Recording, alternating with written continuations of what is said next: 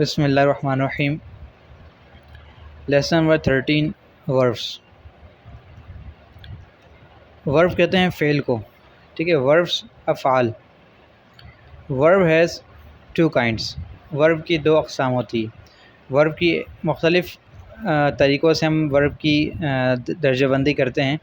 तो यहाँ जो दर्जाबंदी की गई है वो रेगुलर और इर्रेगुलर के एतबार से की गई है। ये ज़ाहिरी तौर पर दिखने के एतबार से की गई है। रेगुलर का लफ्ज़ी माना होता है पाबंद, ठीक है, और इर्रेगुलर का मतलब होता है गैर पाबंद। इसमें यूँ समझ लें कि देखें, रेगुलर जो होगा ना, यहाँ ये जो रेगुलर्स हैं, रेगुलर में एक तरतीब होगी। वो तरतीब ये कि फ़र्स्ट फॉर्म आस्क है, तो सेकंड फॉर्म में आस्क और ईडी, ठीक है, ईडी लगा होगा। थर्ड में भी क्या होगा, ईडी लगा होगा। ये रेगुलर है। और फोर्थ में तो आईएनजी तमाम वर्ब्स के होता ही है। तो सेकंड फॉर्म और थर्ड फॉर्म में ईडी लगे, इसका मतलब होगा कि ये रेगुलर वर्ब्स हैं। और इर्रेगुलर क्या होगा, जिसको कहेंगे हम उर्दू में गैर पाबंद, यानी कि इसका कोई कंफर्म कोई कायदा नहीं है। अब यहाँ देखें, ये मुख्तलिफ़ इसकी अक़साम है। Put second form third form same है इसमें। यहाँ पर आ जाए, ये बिल्ड है और ये बिल्ट ईडी नहीं आ रहा है इसमें कहीं भी, ठीक है। सेकंड फॉर्म में ईडी नहीं है। बिगैन बिगन ईडी नहीं है। डिग डग ईडी नहीं है, ठीक है। बाउंड ईडी नहीं है। ये सारी अक़साम है। ये जो सारी हैं ये कहलाती हैं इर्रेगुलर। इसे हम सर का दर्द कहते हैं। अब देखें, रेगुलर बनाना तो बहुत आसान है। रेगुलर वर्ब्स के फॉर्म बनाना आसान है कि भाई फ़र्स्ट फॉर्म आस्क है, ईडी लगा देंगे आस्क्ड, यहाँ भी ईडी लगा देंगे आस्क्ड, और यहाँ आईएनजी लगाएंगे आस्किंग। इसी तरह फ़र्स्ट फॉर्म है कॉल, इसकी सेकंड फॉर्म होगी कॉल्ड, और सेकंड फॉर्म होगी इसकी कॉल्ड। इसके बाद आईएनजी कॉलिंग हो जाएगी। ये रेगुलर है। और इर्रेगुलर में ऐसा नहीं है, ठीक है। इर्रेगुलर के बहुत सारे पैटर्न्स हैं, बहुत सारे रूल्स हैं। तो ये देखें, ये रूल नंबर 1 है, यहाँ से लेकर ये चलता जाएगा रूल नंबर 8 तक। तो इसको समझने के लिए पहले आप यहाँ आ जाएं। वर्ब की दो तकसीम यहाँ कर दी, रेगुलर और इर्रेगुलर, ठीक है। रेगुलर ईडी वाले और इर्रेगुलर जिसमें ईडी ना हो और दीगर मुख्तलिफ़ किस्म के पैटर्न्स हों। वर्ब की एक दूसरी तकसीम होती है 4 फॉर्म्स में, यानी कि वर्ब की जो फॉर्म्स हैं वो 4 हैं। First form, second form, third form, fourth form. First form आपने पढ़ ली कि प्रेजेंट सिंपल में फ़र्स्ट फॉर्म यूज़ करते हैं और फ्यूचर सिंपल में फ़र्स्ट फॉर्म यूज़ करते हैं। तो इसके बाद ये सेकंड फॉर्म है, ये पास्ट में इस्तेमाल करेंगे, जो कि इस वर्ब के बाद जो चैप्टर है, ये जो वर्ब है इसके बाद चैप्टर होगा उसमें काम आएगा। तो फ़र्स्ट फॉर्म को कहा जाता है प्रेजेंट फॉर्म, सेकंड फॉर्म को कहा जाता है पास्ट फॉर्म। इसकी वजह सिंपल है कि प्रेजेंट सिंपल में इस्तेमाल होती है फ़र्स्ट फॉर्म, लिहाजा इसका नाम है प्रेजेंट फॉर्म। और पास्ट सिंपल में इस्तेमाल होती है सेकंड फॉर्म, इसका नाम सेकंड फॉर्म है। अच्छा, थर्ड फॉर्म और फोर्थ फॉर्म ये ज़माने के साथ ख़ास नहीं है। ये सेकंड फॉर्म तीनों ज़मानों में इस्तेमाल होती है और फोर्थ फॉर्म भी तीनों ज़मानों में इस्तेमाल होती है। तो कब कब इस्तेमाल होती है, तो यूँ समझ लें ख़ुलासा और आसान बुनियादी तौर पर, बाकी इसकी तफ़सीलात हैं वो इंशाल्लाह आगे आएंगी। कि थर्ड फॉर्म तब इस्तेमाल करते हैं जब कोई काम मुकम्मल हो चुका हो, किसी काम की तकमील हो गई हो, इसीलिए थर्ड फॉर्म यूज़ करते हैं। इसका बाकायदा टेंस है, परफेक्ट टेंस वो आगे आएगा।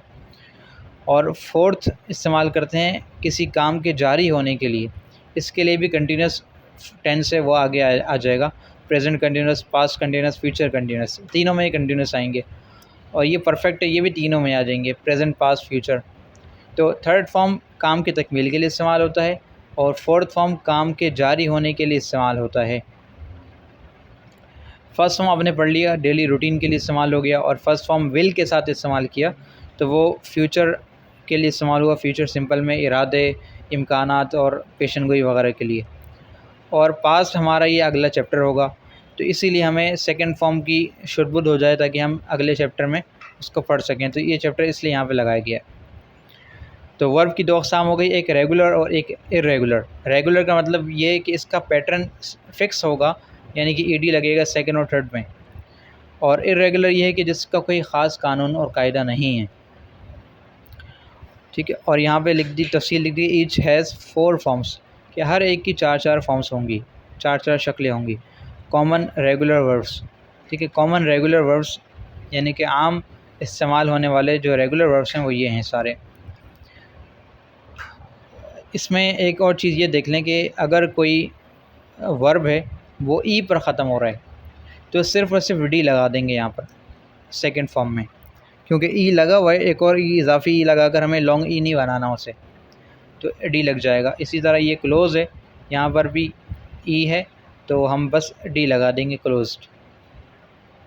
ये इनवाइट है, इनवाइट में भी ई लगा हुआ लास्ट में, हम बस डी लगा देंगे, इनवाइट हो जाएगा, इनवाइटेड हो जाएगा। तो ये ही कानून है। और यहाँ हिंट के तौर पर लिख दिया कि regular verbs regular verbs have same third and second and third forms, कि रेगुलर वर्ब में सेकंड फॉर्म और थर्ड फॉर्म सेम होंगे, ईडी वाले होंगे। और fourth form means first form plus ING. Fourth form का मतलब होता है फर्स्ट फॉर्म प्लस आईएनजी। ये जो फोर्थ फॉर्म नज़र आ रही है आपको, बाज़ मतलब आपको फोर्थ फॉर्म को यूँ लिखा जाता है कि फ़र्स्ट फॉर्म प्लस आईएनजी, चूँकि फोर्थ फॉर्म में आईएनजी का इजाफ़ा किया जाता है तमाम वर्ड्स में, चाहे रेगुलर हो या इरेगुलर हो, इसीलिए फ़र्स्ट फॉर्म प्लस आईएनजी लगा कह देते हैं इसको।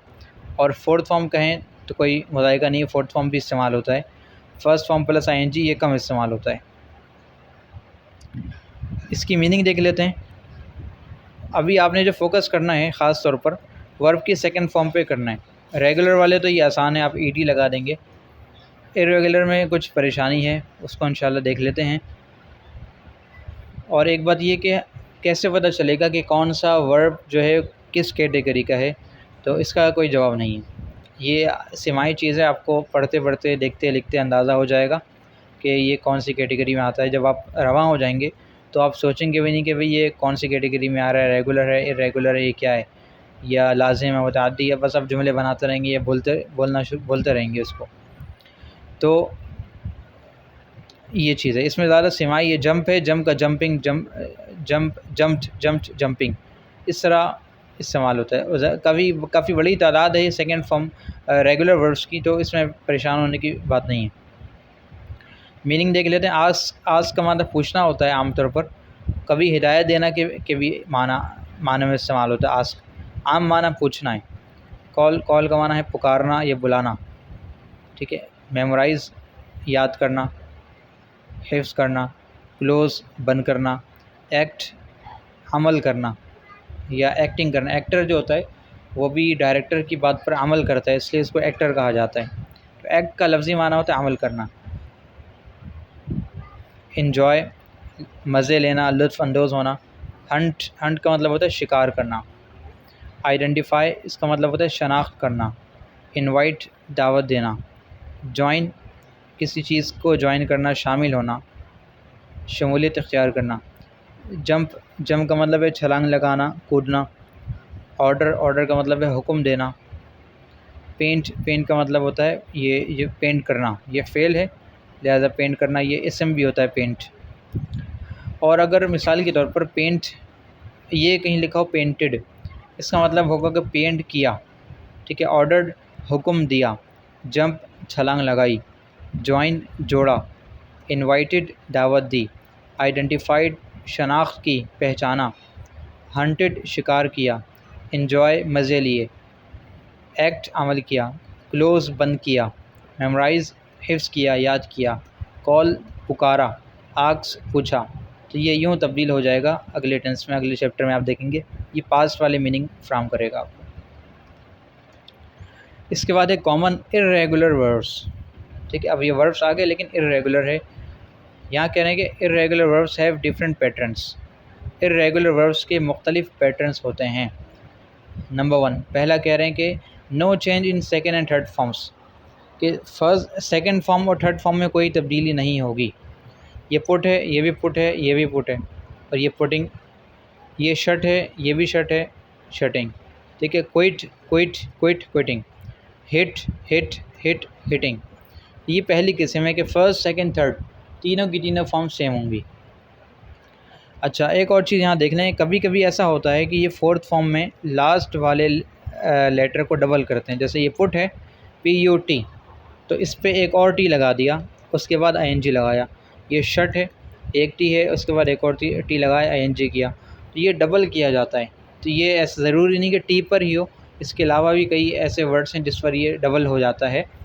और कानून इसका ये आसान, कानून इसका कोई नहीं है, बस ये समझ लें ये सिमाही है, देखते रहेंगे, समझते रहेंगे। और एक यानी कि एक पॉइंट बताया, नुक्ता बताया जाता है, लेकिन वो पूरा कानून नहीं है।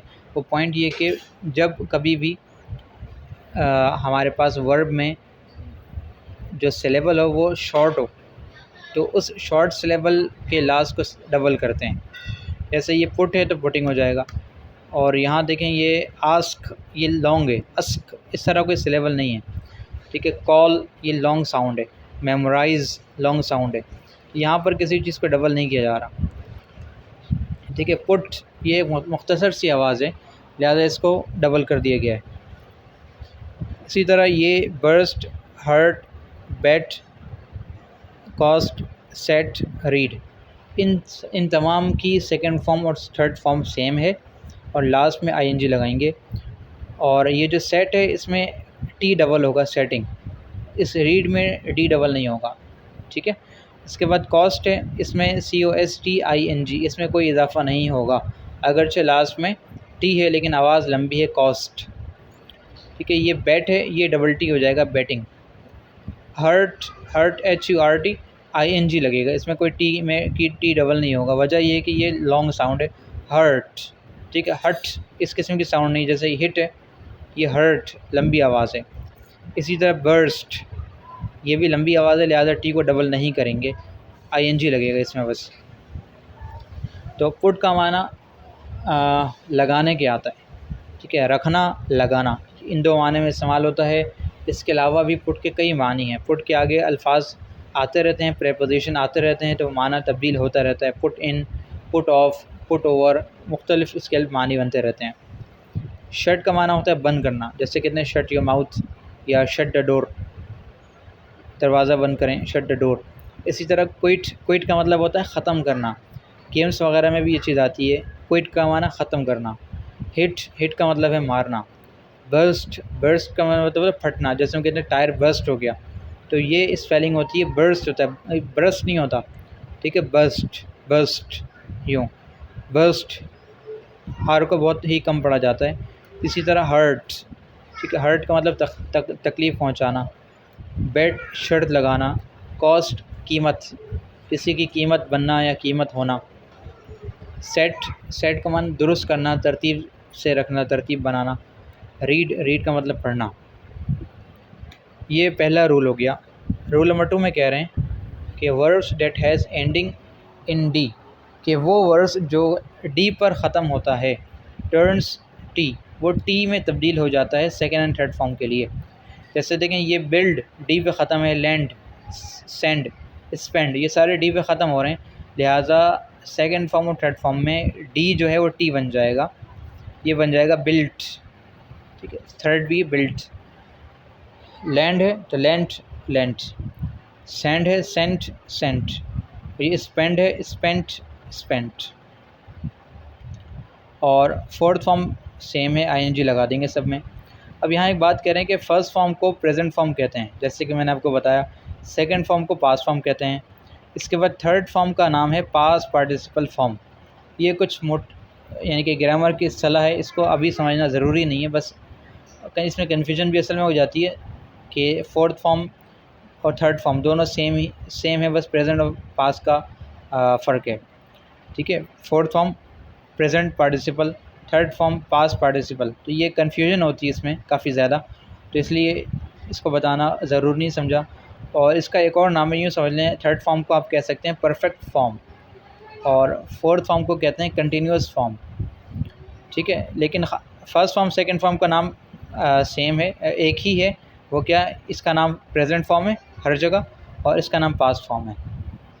ये प्रेजेंट टेंस में इस्तेमाल होता है, ये पास्ट टेंस में इस्तेमाल होता है। इसके बरक्स इसका नाम पास्ट पार्टिसिपल है, लेकिन ये पास्ट में भी इस्तेमाल होगा, फ्यूचर में भी होगा, और प्रेजेंट में भी होगा। इसी तरह ये फोर्थ फॉर्म, ये इसका नाम प्रेजेंट पार्टिसिपल है, लेकिन ये प्रेजेंट में भी इस्तेमाल होता है, पास्ट में भी होता है, फ्यूचर में भी होता है। तो इसलिए इसका नाम थर्ड फॉर्म और फोर्थ फॉर्म याद रखें, वरना आपको फिर कन्फ्यूजन होगी कि भाई ये पास्ट पार्टिसिपल है तो ये फ्यूचर में क्यों इस्तेमाल हो रहा है। इसके बाद थर्ड रूल है चेंज इन वाउल। वाउल में तब्दीली, आई तब्दील होकर ए बनेगा और फिर यू बनेगा। अब देखें ये बिगिन है, PEGIN, तो ये जो सेकंड वाला वाउल है बिगिन, ये चेंज होकर बिगैन बन जाएगा और ये बिगन हो जाएगा, BEGUN बिगन। इसी तरह ये रिंग है, ठीक है, ये आगे कन्वर्ट होकर रैंग बन जाएगा और उसके बाद रंग बन जाएगा। इसी तरह ड्रिंक है, ये ड्रैंग बन जाएगा और ड्रंग बन जाएगा। सिंग है, सेंग बन जाएगा, संग बन जाएगा। ठीक है, यहाँ पर ये आई जो है 1 2 3 और 4 ये तमाम आए सेकंड फॉर्म में ए में कन्वर्ट हो रहे हैं, बिगैन, रैंग, ड्रैंक, सेंग, और थर्ड फॉर्म में यू में कन्वर्ट हो रहे हैं, बिगन, रंग, ड्रंक, संग। और यहाँ देखें ये बिगिन है, तो ये जो बिगिन है ये GIN गिन, ये शॉर्ट फॉर्म है बिगिन, इसकी वजह से ये जो एन है ये डबल हो गया, बिगिनिंग, रिंगिंग, ड्रिंकिंग, सिंगिंग। इसी तरह ये जो वर्ड्स हैं नीचे दिए गए, इनमें भी यही कानून लागू होगा कि सेकंड फॉर्म में ए का ए हो, आई कन्वर्ट होकर ए बन जाएगा और थर्ड फॉर्म में यू बन जाएगा। ठीक है, सिंक, सैंक, संक। इसी तरह swim, swam, swum, shrink, shrank, shrunk, stink, stank, stunk. अब इसकी मीनिंग देख लेते हैं। मीनिंग इसकी भी रह गई। बिल्ड का माना होता है तामीर करना, लैंड का मतलब होता है उधार देना, बोरो उधार लेना और लैंड उधार देना। सेंड का मतलब है भेजना, मैसेज जैसे सेंड करते हैं, और जब चला जाता है तो सेंड लिखा हुआ आ जाता है, यानी कि चला गया, भेज दिया। स्पेंड का माना होता है खर्च करना, ठीक है, वक्त खर्च करना या पैसे खर्च करना, स्पेंड आता है। इसी तरह बिगिन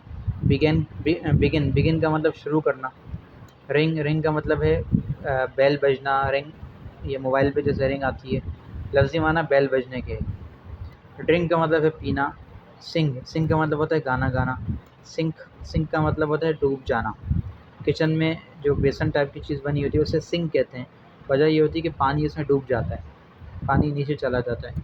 सिंक का मतलब है डूबना, और आमतौर पर ये बेजान चीज़ के डूबने के लिए आता है। इंसानों के डूबने के लिए ये सिंक इस्तेमाल नहीं करते, ड्रोन इस्तेमाल करते हैं। जैसे कोई बच्चा समुद्र में डूब गया तो ये नहीं कहेंगे अ बेबी सैंक, वो अ बेबी ड्रोन होगा, वो एक अलग लफ्ज़ है। स्विम, तैरना। श्रिंक का मतलब होता है निचोड़ना, ठीक है, सुकड़ना या और निचोड़ने के आता है श्रिंक। और स्टिंक का मतलब होता है बदबू आना, ठीक है, किसी चीज़ में से बदबू आना, स्मेल जैसे होता है वैसे स्टिंक है। Rule number 4, can change in vowel. Vowel में तब्दीली है, यहाँ पर भी आई यू बन जाएगा और थर्ड में भी यू बन जाएगा। Dig, dug, dug. Spin, spun, spun. Stick, stuck, stuck. Swing, swung, swung. ठीक, और ये चूँकि डिग देखें ये अब मुख्तसर आवाज़ है, शॉर्ट साउंड है, डिग फिर जी डबल कर दिया, डिगिंग। और स्पिन, ठीक है, पिन, स्पिन, ये मुख्तसर आवाज़ है, लिहाजा यहाँ पर भी एन डबल हो गया है।